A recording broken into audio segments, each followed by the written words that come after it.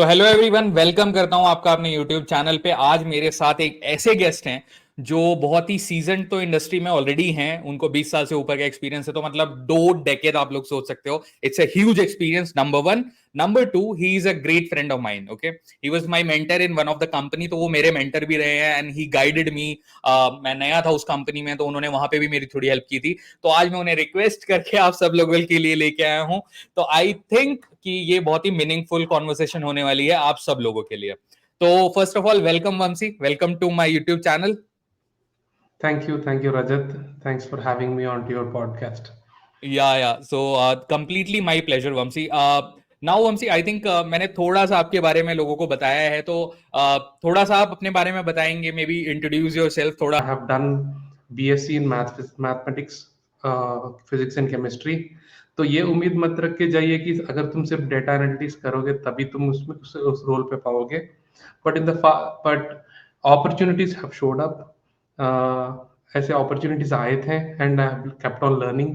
And उसके बाद जब भी अपॉर्चुनिटी आया और लर्निंग के लिए और काम दिखाने के लिए, that's how I have climbed up in the ladder in terms of analytics. Technology से बैंकिंग की साइड चलते हैं। So let's start a okay. Banking discussion for a right. Quick one. ठीक है। राइट. तो सबसे पहले तो आई वुड से कि 2-3 टर्म है वंशी जो सबसे ज्यादा बैंकिंग में यूज होती हैं, and being a season person in the industry, मैं आपका पर्सपेक्टिव जानना चाहूंगा, क्योंकि ये इंटरव्यू में भी कई बार पूछा जाता है और कम एक्सपीरियंस वाले लोगों से ज्यादा पूछा जाता है, क्योंकि उन्हें कहीं ना कहीं डाउट होता है इंटरव्यूअर को कि ये एक्चुअली बैंकिंग में काम करता भी है या नहीं करता है, नंबर वन। राइट. तो right. Now the thing is कि क्रेडिट रिस्क नंबर वन, और देन मार्केट रिस्क होता है। तो आई थिंक इंडिया में जो सबसे ज्यादा जॉब है वो इन दोनों सेगमेंट के अंदर है।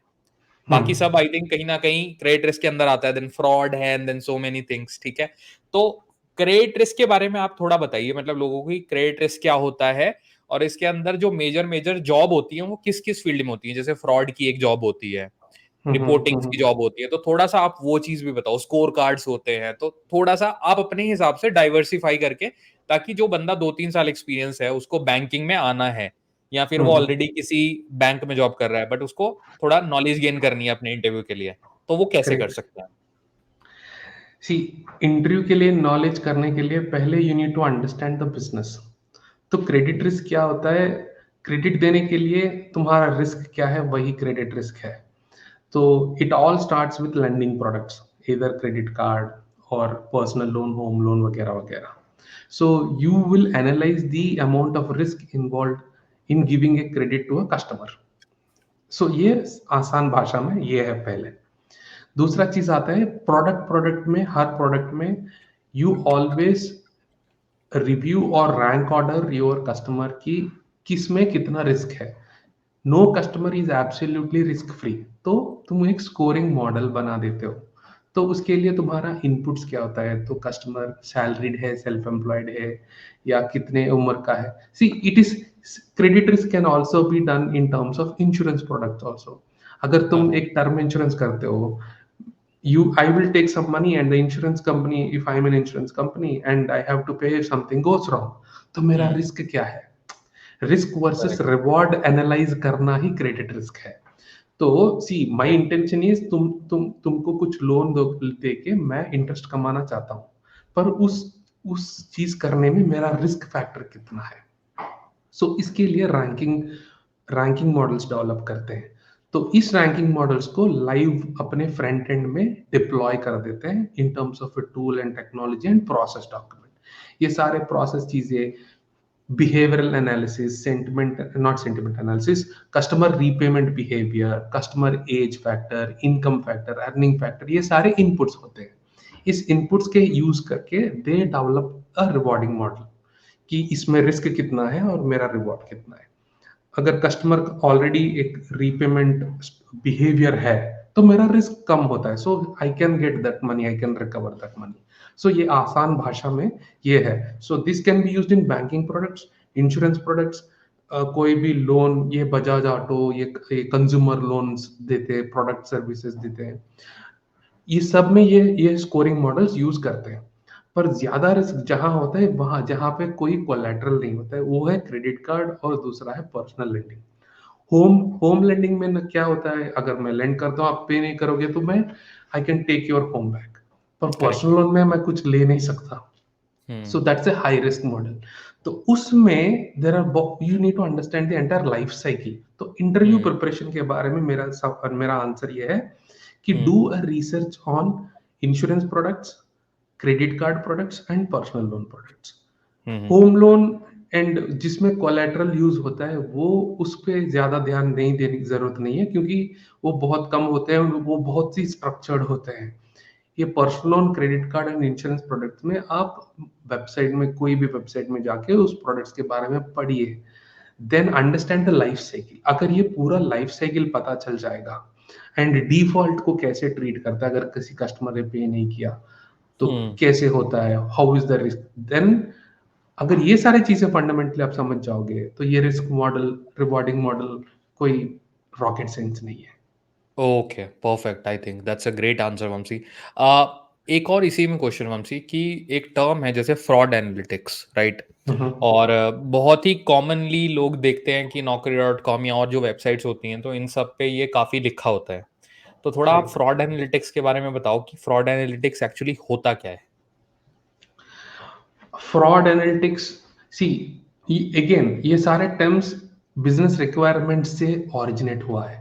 So for hmm. Example, let's say credit card frauds हुआ है, let's say 20% of my customers have committed fraud, मतलब ये सही केवाईसी नहीं दिया, and when they used the card, and when I went there I could not recover the money, I could not find the customer only. So this is one way of fraud. Second way of fraud is किसी और का credit card को tamper करके या वो use करके utilise करना is another type of fraud.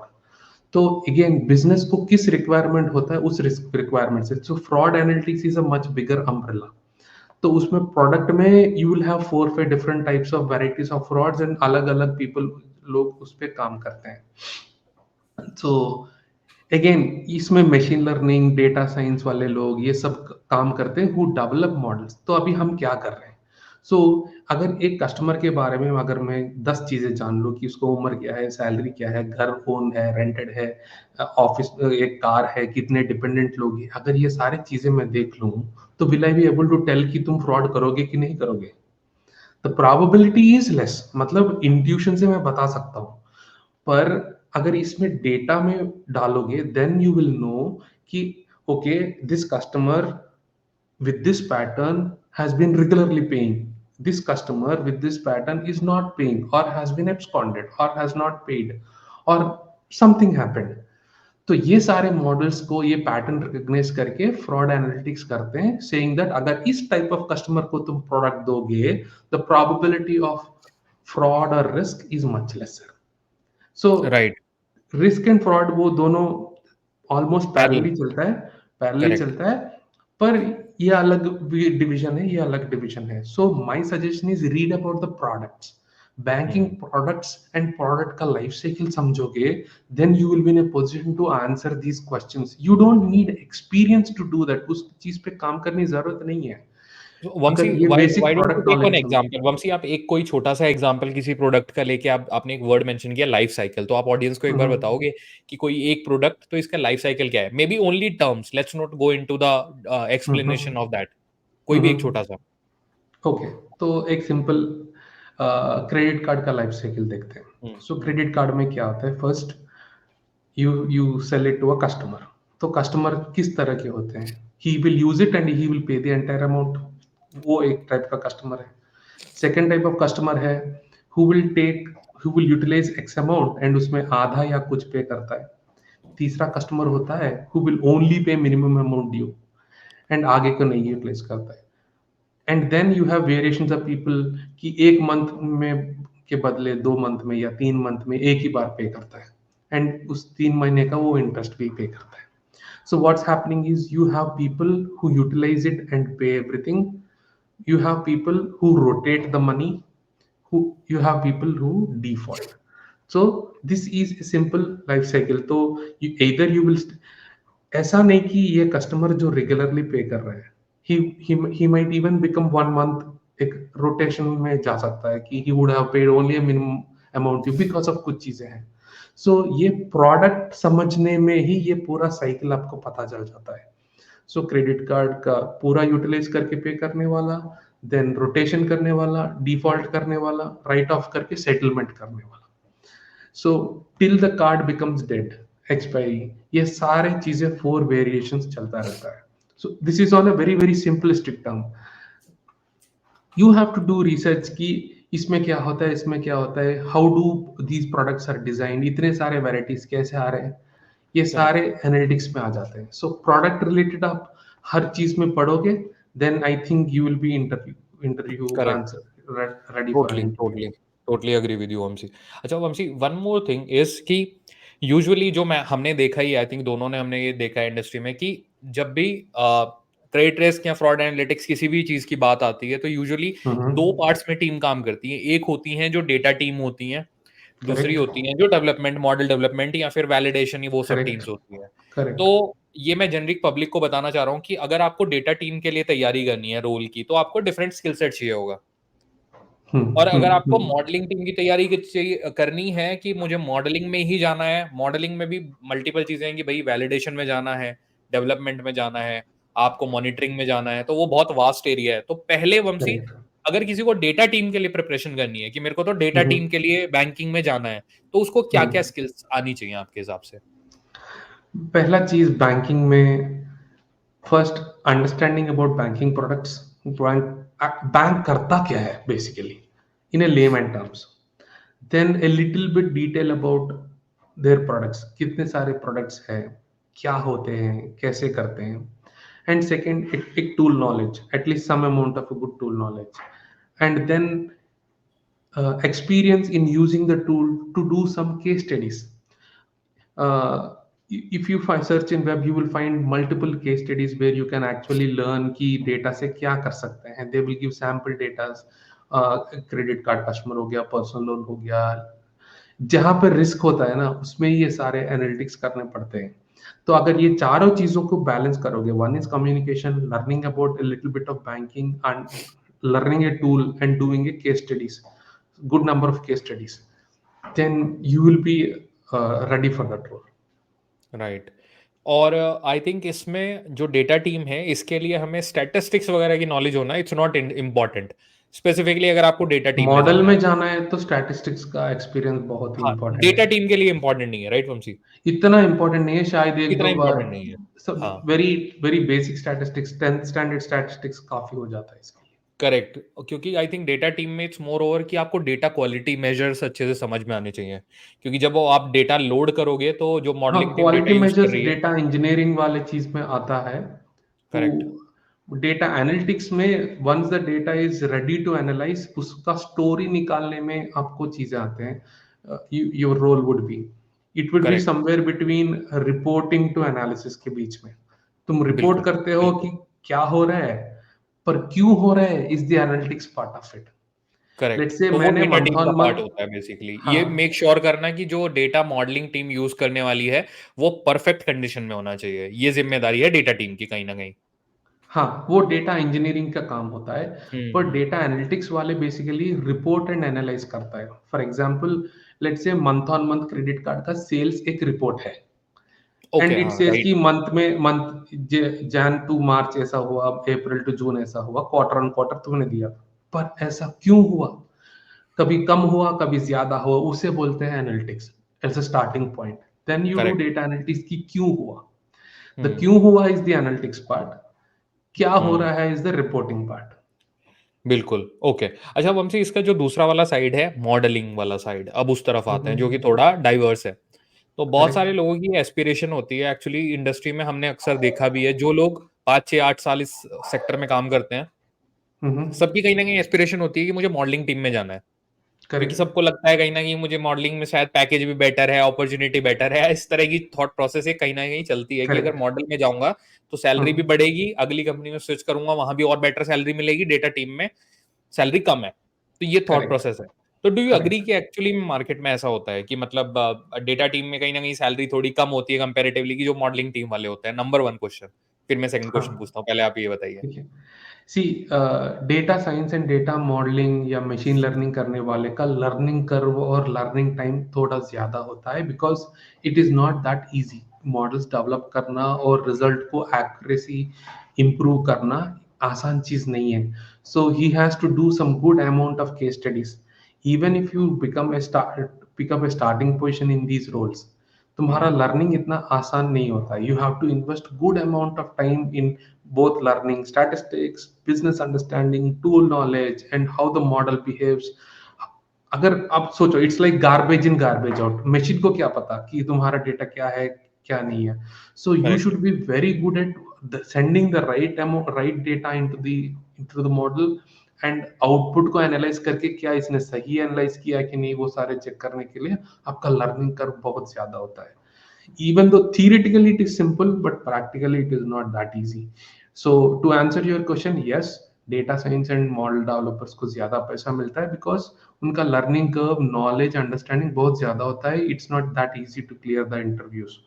क्योंकि Right. Right. अगर 10 साल पहले तुम ये सारे कर रहे हो तो शायद आसान है, क्योंकि इंटरव्यूअर को भी कुछ पता नहीं कि क्या पूछना है और क्या करना है. But slowly with information and technology, I can ask ChatGPT what are the list of interview questions for machine learning. तो Correct. इंटरव्यूअर को आना जरूरी नहीं है, पर आंसर करने वाले को आना जरूरी है. बिकॉज बिल्कुल. Right. प्रैक्टिकली वो ही विल नॉट स्टिक, वो काम नहीं कर पाएगा, he will not enjoy his work अगर वो उसका लर्निंग करो पूरा नहीं हुआ तो.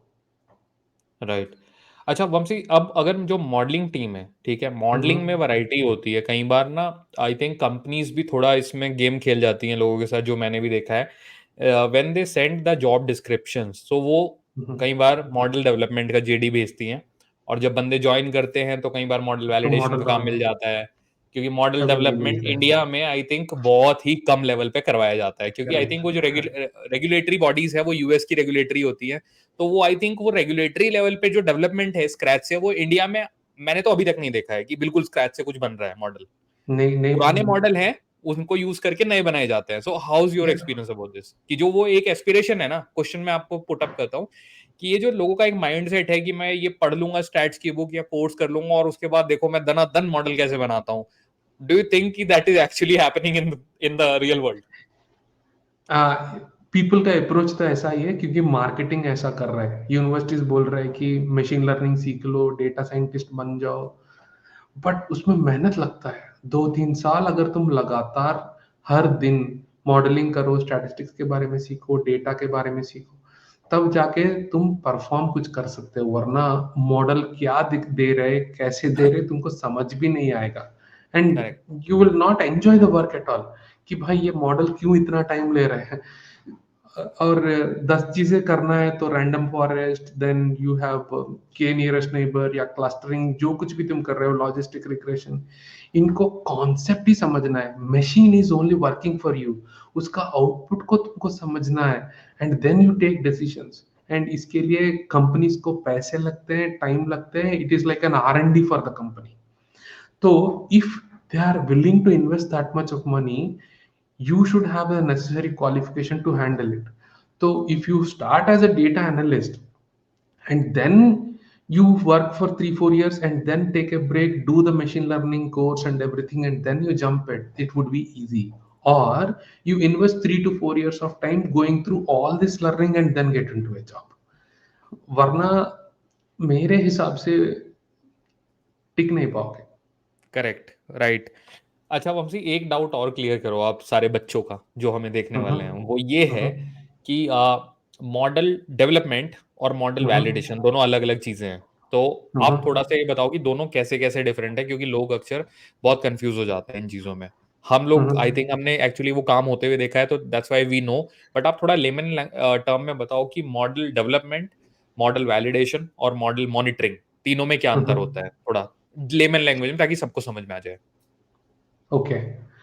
So model development is first you decide कि what is your objective, क्या करना चाहते हो. उस ऑब्जेक्टिव अचीव करने के लिए you will pick. It's like you want to go from here to Haridwar. तुम फ्लाइट में भी जा सकते हो, बस में भी जा सकते हो, या टू व्हीलर या कुछ और ट्रांसपोर्टेशन पैदल भी जा यूज कर सकता सकते है. हो, पैदल भी जा सकते हैं. So correct. it's how fast you want to achieve your result. So that is number one. Number two, can you afford the cost to go it into that speed? Hmm. So then इसमें आपको choice आता है कि see there could be, if you look at ना model development, there are 8 to 10 models, standard models which will give you results based on your requirement. तुम pick hmm करने के लिए तुम्हारे पास 8-10 मॉडल्स होते हैं। हम्म Algorithms बोलते हैं rather than models. These are the algorithms which has a very good computational power because of the mathematical development. तो ये हम तुम्हारा होता है चॉइस पहले। दूसरा, यू शुड, अगर तुम्हारे पास इनफ एक्सपीरियंस है तो तुमको पता चलेगा कि based on the data quantity कौन सा मॉडल में कितना समय लग सकता है। ओके तो computational and processing power of your systems, let's say you have the best system in your company and you have best people, then that shouldn't be a problem, तुम सारे के सारे मॉडल्स रन कर सकते हो। तो ये हो गया तुम्हारा first step, hmm model development. तो then you hmm decide okay मैं ये मॉडल डेवलप कर रहा हूँ using this concept in machine learning. Hmm उसके बाद हो गया मॉडल, सॉरी, डेवलपमेंट वैलिडेशन। तो वैलिडेशन के लिए तुम्हारा स्टैटिस्टिकल अंडरस्टैंडिंग बहुत ही इंपॉर्टेंट है। So if you look a model, output क्या देता है वो? परसेंटेज देता है 0.84। 0.84 का मतलब क्या है? How is it related to the data?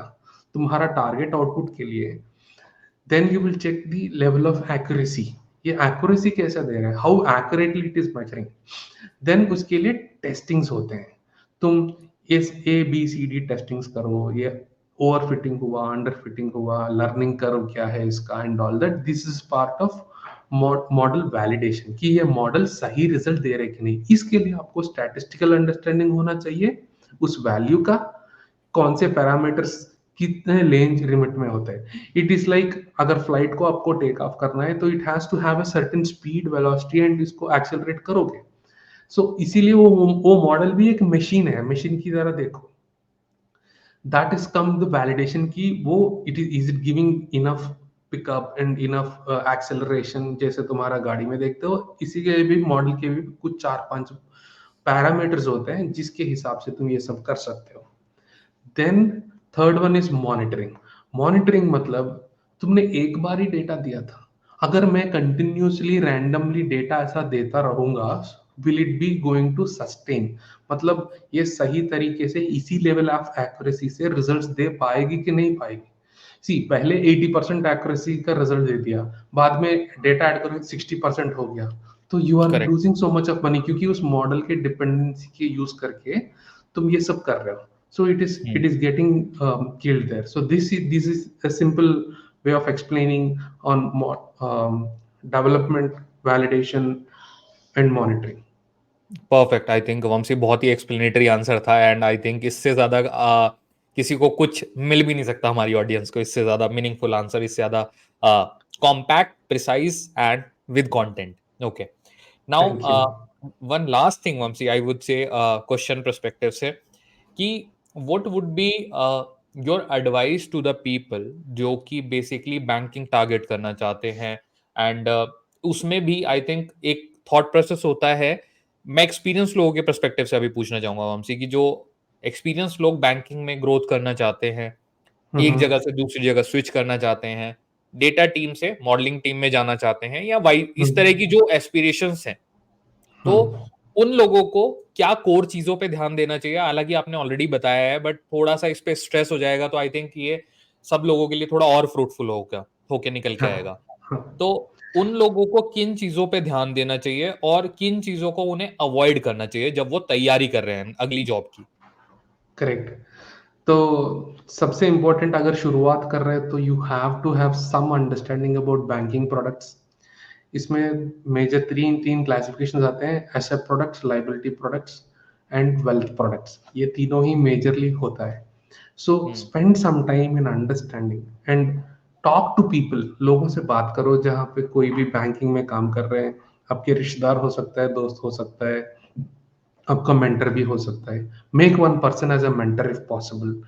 Late से आपके पास एक बैंक अकाउंट है, एक SBI में है या किसी और में है, 2-3 बार जाओ, उस ब्रांच मैनेजर से मिलो, understand, develop some rapport, and try to get some knowledge. ये पर्सनल इंटरेस्ट से ही होता है। To, understand what are the latest things in terms of technology that banking companies are using, banks are using. वो सारे समझ लो। And तीसरा, networking कर लो, अगर एक्सपीरियंस्ड हो then build your network, that will make your easy transition. पर एक बार घुस जाओगे ना बैंकिंग प्रोडक्ट्स में, सी प्रोडक्ट का नॉलेज हमेशा लिमिटेड होता है। मतलब क्रेडिट कार्ड के बारे में तुमको 10 या 15 पेजेस से ज्यादा कोई कुछ नॉलेज नहीं होता है, बाकी सब तुम डेटा के एनालिसिस के ऊपर नया नया कार्ड डिजाइन करते जाओगे, how to cater my customer needs basically. तो पहला, first have the basic understanding about banking products, then try to build some network, develop some rapport, speak to people, learn the technology that is having banks are using, and pick up something which you like in that segment. Are you good with numbers, are you good with people, उस हिसाब से। and then once you're done, then do a proper course and then get to the interview level। अगर ये right, चीजें करोगे तो success is definite. Perfect perfect Vamshi, I think very meaningful again. अच्छा वंशी, एक क्वेश्चन मुझे और माइंड में आया which I wanted to add to the discussion. Actually हम हर यूजुअली जो मूवी ने भी एक स्टैंडर्ड सेट करा है, हम हैप्पी एंडिंग की बात करते हैं, तो जॉब मिलने तक की तो बात हर कोई करता है। मैं कह करेक्ट। रहा हूं अगर आपकी जॉब लग गई, इट्स नॉट ऑलवेज नेसेसरी कि आप राइट प्लेस पे लैंड हो। आई थिंक कि हर कोई अपने करियर में ये चीज एक्सपीरियंस करता है। आपने भी करेक्ट। करी है और मैंने भी करी होगी, कहीं ना कहीं हमने भी करी है, करेक्ट। दोनों ने करी है। तो उस तरह की सिचुएशन में some time it's not your fault, some time you are not at the right place. Correct. So उस तरह की करेक्ट। सिचुएशन में आपको स्ट्रेस कैसे हैंडल करना चाहिए वंशी? व्हाट इज योर मंत्र कि when you are at a place where you don't belong to, where your efforts are not recognise, आप कुछ भी कर रहे हो, there is a already constant I would say picking up of the things, तो उस तरह के एनवायरनमेंट में आपको क्या माइंडसेट रख के और सरवाइव करना चाहिए और आगे बढ़ना चाहिए? व्हाट इज दैट मंत्र for you? For me, whatever comes to you na, it is a new thing, and it gives you a new learning। कौन सा सब्जेक्ट का नॉलेज कब काम आएगा तुम्हें पता नहीं है। I didn't aspire to become a credit manager, I did not aspire to become a data analyst, पर जब अपॉर्चुनिटी आया था, I jumped on to it and I have started learning about it and I started delivering things। it wasn't it wasn't a walk in the park। काफी मुश्किलें सामने आई थी, मेरा learning करो, I learn so many things the hard way, इतना आसान नहीं था। पर फिर भी वंस यू एक्सेप्टेड कि ये मेरा सिचुएशन है, जब ओके मैं एक सिंपल एग्जांपल देता हूँ। आप कार्ड्स खेलते हो, 13 cards, do you have a choice to pick the cards you want? You can only play with whatever cards you got. तो कभी करेक्ट कभी क्या होता है ना, एक राउंड में इट्स नॉट योर टर्न, तो तुम ड्रॉप करते हो, या शायद अगर पॉसिबिलिटी लगा तो फाइट करते हो। Correct same totally applies to agree. Life. अच्छा Vamshi, same applies to life. यहाँ पे थोड़ा सा और लेमन डीप जाएंगे इस क्वेश्चन में। वो ये है, कई बार हर कोई उतना मेंटली स्ट्रांग नहीं होता, खासकर जब लोग अपने घरों से इतनी दूर रह रहे होते हैं। मैंने देखा है इनफैक्ट बहुत लोग अकेले रहते हैं इन सब सिटीज में, Bangalore, Pune, Mumbai, all the correct. High tech cities. तो बहुत बार लोग मेंटली ब्रेक डाउन हो जाते हैं when they correct. Are in stress. They feel like crying in the office, inside correct. Office ये होता है। दीज आर द रियलिटी की ऑफिस में रो देते हैं लोग जस्ट बिकॉज कि कोई उनको कॉन्स्टेंटली पोक कर रहा है, ठीक है, and they lose that that sense कि this is not the right place to cry because your tears doesn't matter. क्योंकि दिस इज, सी एक स्लैंग चलता है वंशी, आई थिंक इंडस्ट्री में, we are a family, we are not a family. Correct. Many people correct. Don't understand that, they take it literally in their heart. तो उन लोगों को आप क्या एडवाइस करोगे? See C there is no one size fits all वाला solution नहीं है। हर एक हम्म अपने अपने का तरीका अलग होता है, but fundamentally you need to ask yourself one question कि why I am I doing this. अगर तुम नौकरी कर रहे हो, पढ़ाई कर रहे हो, कुछ भी कर रहे हो, यू शुड ऑलवेज आस्क मैं किसके लिए कर रहा हूँ। सी हम्म you need to look at it like a business transaction। you have a certain skill set, somebody has hired you, they are paying you some salary to do a job, so it is also in a way, in a certain way it is a business। कभी कभी कम होता है काम, कभी कभी ज्यादा होता है, but you get a consistent amount of money।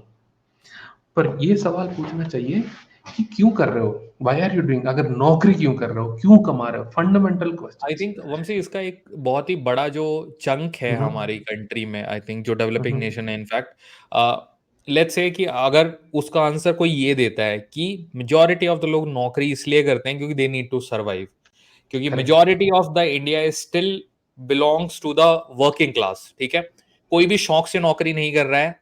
There would be population, obviously there would be correct. Population, not saying कि करेक्ट। 1% भी नहीं है, but majority of us are working only for are living, क्योंकि हम correct. सब middle class background से आते हैं, lower middle class very true. Background से आते हैं, हमें वेरी ट्रू। घर चलाना है, बच्चे करेक्ट। पालने हैं, पेरेंट्स के लिए मेडिसिन के लिए हमें पैसा चाहिए। मैं बिल्कुल कोर लेवल पे बात करूंगा, इसमें कोई फैंसी बात नहीं है।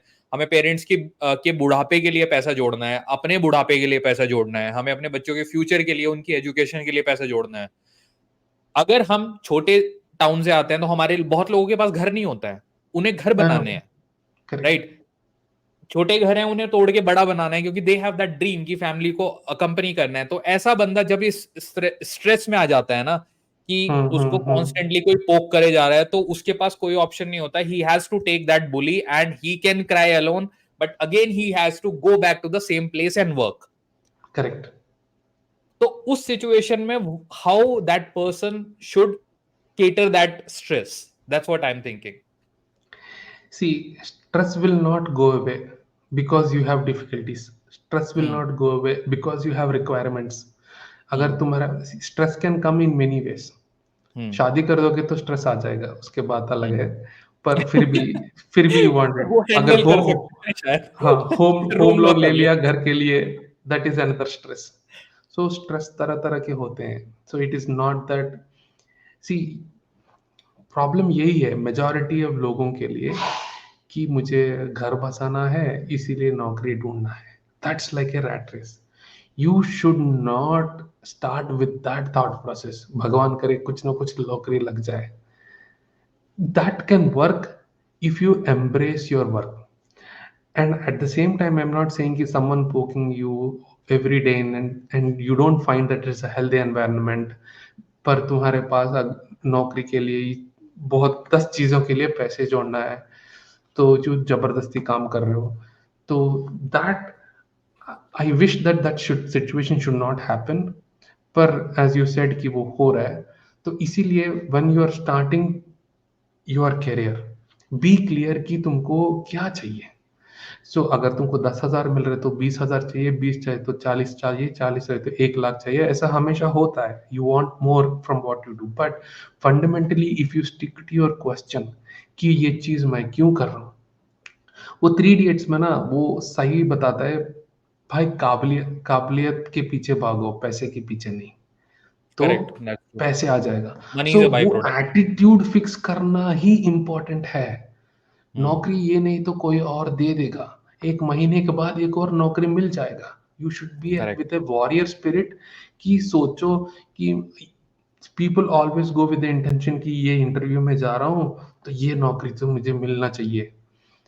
ऐसा अप्रोच मत डालो। टेक ओके, इस इंटरव्यू कर रहा हूँ, I am going to take some learning out of this interview, and again I am going to come to the battlefield again, और एक और इंटरव्यू अप्लाई करूंगा। Then you keep on learning, wherever your gaps are there you fill, eventually you will land into your right place। पर तुम्हारा मुश्किलों की वजह से अगर तुम नौकरी पिक कर रहे हो, then तुम्हारा लर्निंग खत्म हो जाएगा, तुम्हारा ग्रोथ खत्म हो जाएगा, एंड प्रॉब्लम्स बढ़ जाएंगे। This is my experience where I have seen Right. many people। अच्छा You can वंशी cry इसमें, about it, but it will हाँ not give you a solution। Correct, इसमें एक चीज और ऐड करूंगा वंशी, जो कि मुझे in fact now that is one of my learning I would से, कि हम यूजुअली हम जिस तरह के होते हैं हमें लगता है दुनिया भी वैसी है। If you are a soft hmm. Hearted person you think कि I respect everybody, so everybody should respect me. Hmm. If hmm. I am hmm. Polite to everybody, everybody should be polite to me. ये सबसे बड़ा myth है, that is a complete myth, because if you are soft to people that is your problem. That's how many, that's how the world treats you, कि अगर आप correct. Soft हो, आप अच्छे से बात कर रहे हो तो it's good. There are people who will take this, but there are people who don't believe in that, they are in a corporate environment. कई बार आप गलत भी गेस करते हो। बहुत सारे लोगों का करेक्ट। ये क्लियर होता है कि this is my office space, you are not my friend. Right. Industry में बहुत सारे ऐसे लोग हैं। So you don't need to try to be their friend. हर किसी का दोस्त बनने की कोशिश मत करो कि हर कोई जरूरत तुम्हारा नहीं है, दोस्त है, जरूरत कोई नहीं है। जरूरत नहीं है। जो करेक्ट। कि मिस्टेक करते हैं स्पेशली जिनको कम एक्सपीरियंस होता है, उनको लगता है कि जैसे दोस्ती होती थी ना कॉलेज में कि सर सर करके दोस्ती हो गई या भाई भाई करके दोस्ती हो गई, उनके साथ पराठे भी खा लिए, उनकी थाली में से एक पराठे का टुकड़ा भी ले लिया। That is not happening in the corporate world. अगर आप नॉट एक्सपेक्ट कर रहे हो नेसेसरी ना। Not necessary, because you are not correct. Here to make friends, you are here to earn money, simple. Deliver job, वही मैं बोल रहा था। I told you treat it like a business transaction. You correct have come correct to the office to deliver something and you are being paid for it. बीच में अगर exactly. कुछ तो दोस्ती ये हो थॉट गया, प्रोसेस, वस्ती हो गया, that's good, that's it. That's good. पर ज्यादा करेक्ट, उम्मीद रखने की कोई जरूरत नहीं है। उम्मीद रखने की कोई जरूरत नहीं, आई जब टोटली एग्री। इंटरव्यू करते हो, जब इंटरव्यू अटेंड करते हो, तब ये सारे प्लान किया कि मैंने 10 फ्रेंड्स बनाऊंगा और इसी में किसी में एक और फ्रेंड को शादी करूंगा एंड ऑल दैट। तुम प्लान नहीं करते हो ना। तुम्हारा प्लान क्या है बिल्कुल कि मुझे बिल्कुल। नौकरी और चाहिए, लोग आई मुझे थिंक पैसे एक चीज चाहिए। और करते हैं कि मतलब जब वो कंपनी में आते हैं तो जनरली एक ग्रुप बनता है। तो राइट। आई थिंक मैं ये मेंशन करूंगा कि वो ग्रुप आपका फाइनल ग्रुप नहीं है। तो ये मत सोचो कि अगर उसमें से कोई स्विच कर रहा है तो वो आपको बताएगा ही सेम डे कि मेरा इस कंपनी में हो गया है। करेक्ट। राइट ऑनसी। See, these are things which you have to learn yourself. यार, तू एक गार्डन में जाओ, देखो अलग अलग प्लांट्स होते हैं। you have cactus plant, you have rose plant, and you have wonderful flower plants and fruit bearing plants also, and trees as well. पर आपस में जगह नहीं रहा है ना। तुम लोगों को ऐसे देखो, everyone is correct different, like a different plant. तुम करेक्ट किस चीज पे आओ उस पे ज्यादा ध्यान दो। बाकी सारी राइट चीजों पे ध्यान दोगे ना, you will get lost. But exactly this is mostly a psychological thing, but people have to learn। Right. I think these are the real struggle जो कि एक ग्राउंड लेवल पे एम्प्लॉय कर रहा होता है। होता है। ओके पर बट जब इंटरव्यू देते हो तो ये सारी चीजें नहीं करते हो ना। तुम सोचते हो नहीं कि करते मुझे हैं। नौकरी चाहिए। सो बिल्कुल बिल्कुल। What is your why did you come to office? बीच में किसी से दोस्ती हो गया, दैट्स इट। उससे ज्यादा उम्मीद रखने की कोई जरूरत नहीं है। Correct correct. और आई थिंक एक एज के बाद आपके दोस्त बनने भी बंद हो जाते हैं, तो लोगों को आई थिंक ये भी समझना चाहिए। Okay but that's on a sweet note, nothing like that. Okay I think it was a great discussion Vamshi. I think we covered all the aspect, हमने सब चीजों के बारे में बात करी है, right from the technology to the common issues banking, and then वो चीजें एक्चुअली जो कि आई थिंक बहुत लोग सिर्फ माइंड में रखते हैं, उस बारे में कभी बात नहीं करते, जैसे कि ऑफिस में रोना, डिप्रेस होना, या फिर लंच पे अकेले जाना। लोग दे फील लेफ्ट आउट अगर उनका ग्रुप उनको लंच पे छोड़ के चला जाता है, डेस्क फ्लोर पे ग्रुप चला जाता है, पीपल फील कि अरे मुझे अकेला छोड़ दिया। That's but that's how business works, right? You are right. Not with your friends, you are in a corporate environment. तो बुरा मत मानो, उनके बीच में जाके बैठो, डब्बा खोलो और खाओ और काम करो और करेक्ट। घर जाओ। घर देर जाओ। And then call your friends, उसके बाद रो। Okay great. So I think it that's a was great really. Note. What you saying something, Mamsi? Yeah, it was really, great talking to you on these things. I hope people find it interesting and useful. Right. I'm glad that we did this podcast. Yeah, even the complete pleasure is mine. Actually, I would say you gave me that time, and with your experience, actually, so many things which people cannot think at their mind, at least they can listen to it and they can relate with this. At least एक already हमने problem statement के बारे में बात करी, then हमने problem statement के solution के बारे में बात करी। At least हम दोनों के experience के हिसाब से, obviously दुनिया बहुत बड़ी है, तो Correct. लोगों को हो सकता है हमने भी बहुत चीजें ना देखी हो, but what we try to do is the best of our experience to cater to the audience. That was the objective. Or it was great time. I think we spent Yeah. talking about all these things. So really, Yeah. thank you so much, Vamsi, and I hope you Thank had a good you. time with me talking. Really, I had a great time. At least if one person gets benefited from this podcast, this is worth doing it. Thank you so Correct. much for doing this, Rajat. Yeah. Great talking to you.